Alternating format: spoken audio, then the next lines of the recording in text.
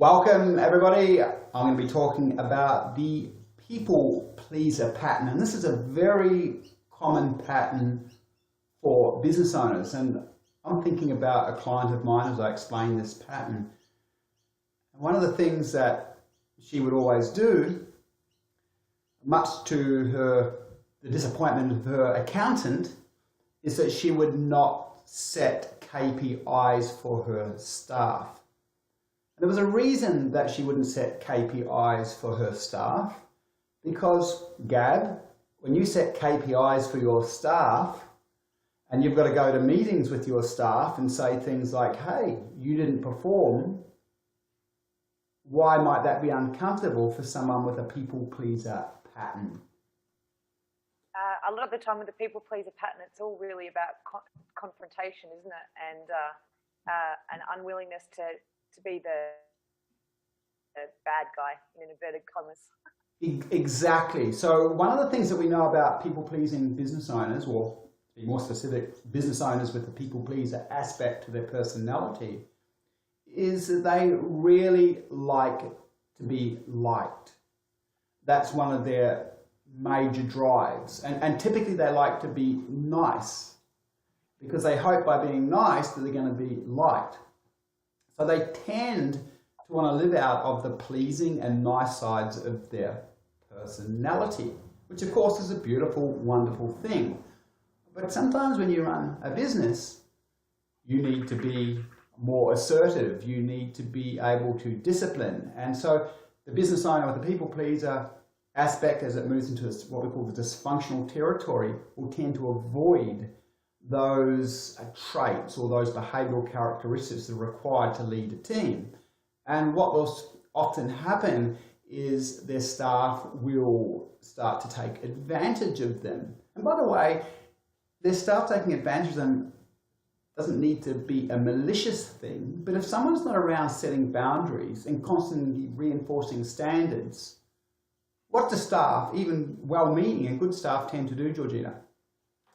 Well, they tend at times to only do the minimum amount involved, depending as well on how busy they are. So if the business owner is not setting boundaries and not making sure that each individual is doing or taking responsibility for their role, or they don't want to confront them if they aren't, then the staff can take advantage. As you said, it wouldn't necessarily be a malicious way of behaving, but they can take advantage of that, in that they know that the business owner will allow them to get away with that kind of behavior.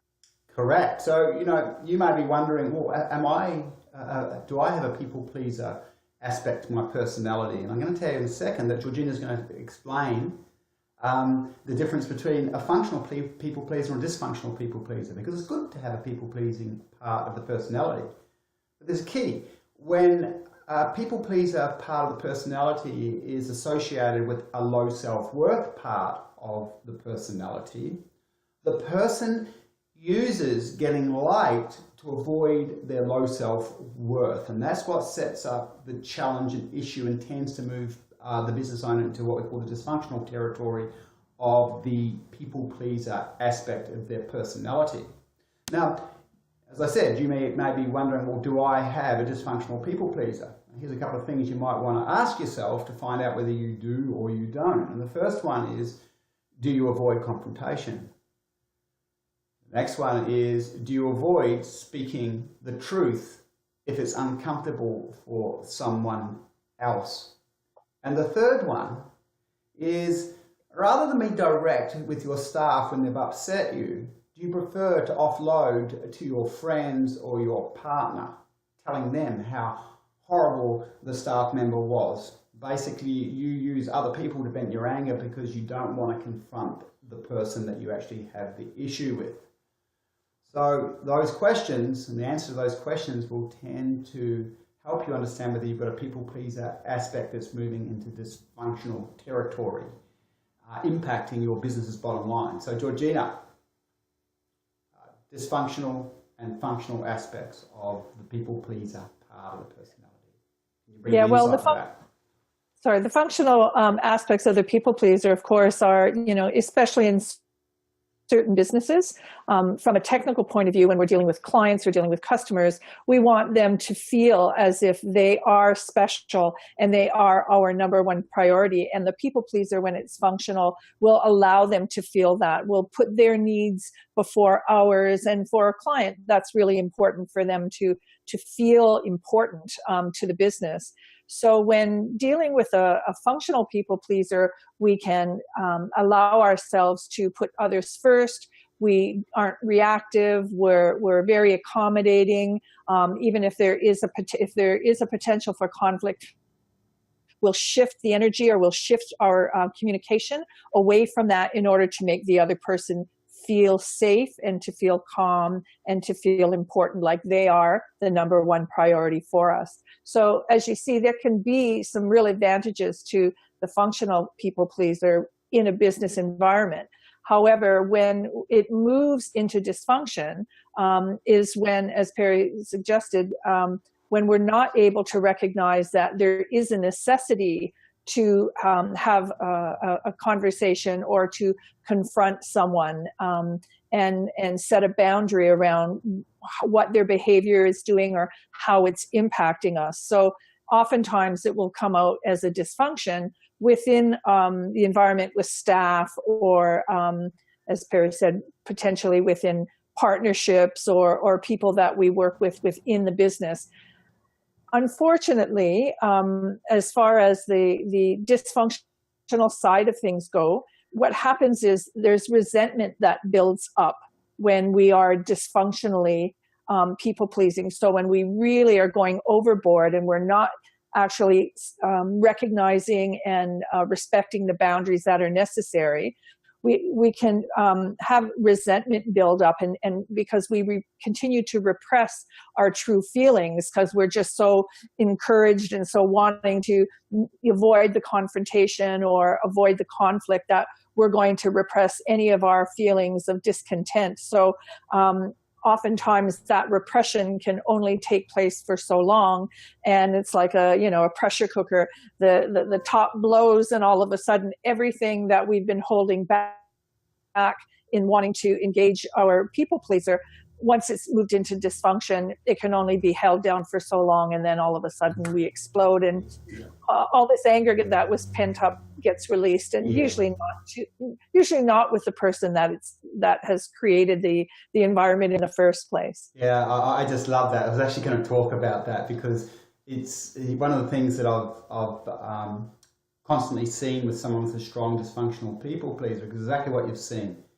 They're trying to keep it in to get liked, and they're sitting on their anger, and then they offload to everyone around them, like the people that they feel safe with, their husband or their wife or their friends, but not directly to the person.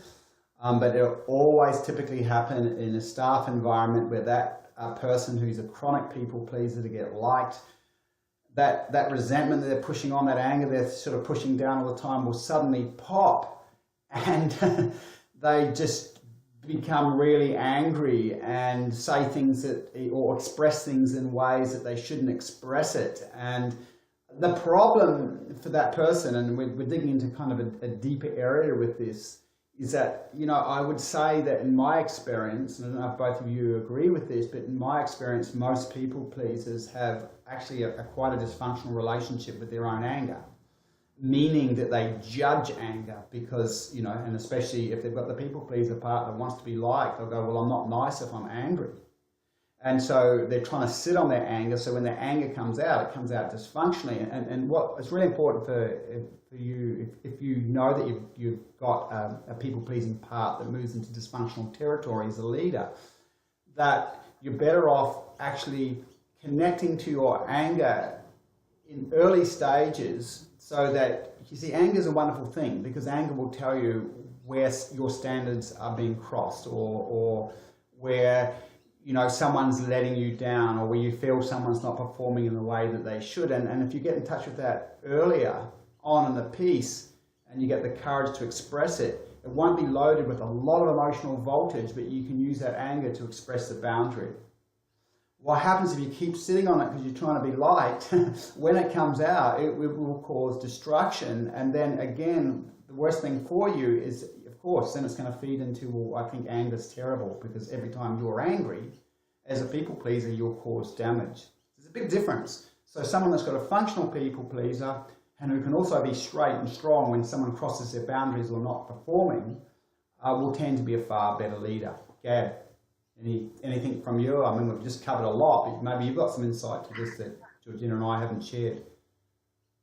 Yeah, the one thing that just fascinates me about the people pleaser pattern, and this is just from a general perspective, is that with the people pleaser pattern, it's generally the strongest part of their psyche. If you think about, I was thinking about people that the clients that I've worked with in the past, even just being in the hospital with my sister yesterday, and the nurses are generally all people pleasers, that it's such a strong part of your psyche because of where it's come from in your formative years. So generally people that have, you know, the people pleaser pattern in its dysfunctional form really were taught that it wasn't okay to set boundaries when they were younger. So they were overgiving, and you had to be a nice boy or a nice girl in your formative years to survive in the family environment, because if you're a bad boy or a bad girl, then you wouldn't have survived your family environment, or you would have become a complete rebel, or, you know, you would have just broke boundaries left, right and center. So this whole concept of not having your own personal boundaries is really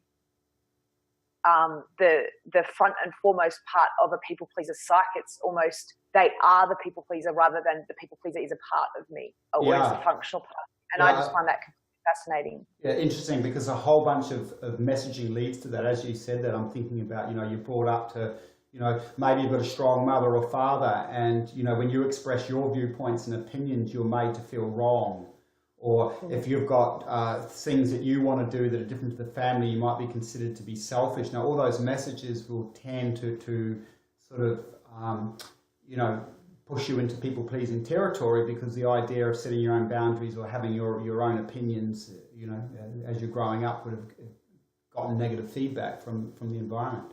Well, good stuff, everybody. Very, you know, from my perspective, very, very interesting topic. Anyone want to share anything before we sign off on the people pleaser? Yeah, I was just going to say, Perry, one of the interesting things, of course, is because the functional people pleaser is actually quite a good pattern to have in business when it's functional. This is why I think oftentimes business owners who have the dysfunctional aspect of it are really blind to that, because they only see the parts where it's serving them, and because they don't want to feel uncomfortable with the conflict and the anger and so on, they don't even recognize when they move into dysfunction. They really are blind to that aspect of it. So yeah, that's all that I thought I'd add into that, because it does it is a beautiful subpersonality. The key, as in with any of these patterns, is to see when it moves into dysfunction. Yeah, well, you know, and closing off and just mirroring what you've said, Georgina, it's a strong asset. The people pleaser in its functional term is an amazing asset. You can build a business around that. We're attracted to people as, you know, we're attracted to businesses as customers, where the staff and the business owners show a huge amount of the people-pleasing aspects of their personality. We want to do business with them. Thanks. That's it for the people pleaser pattern.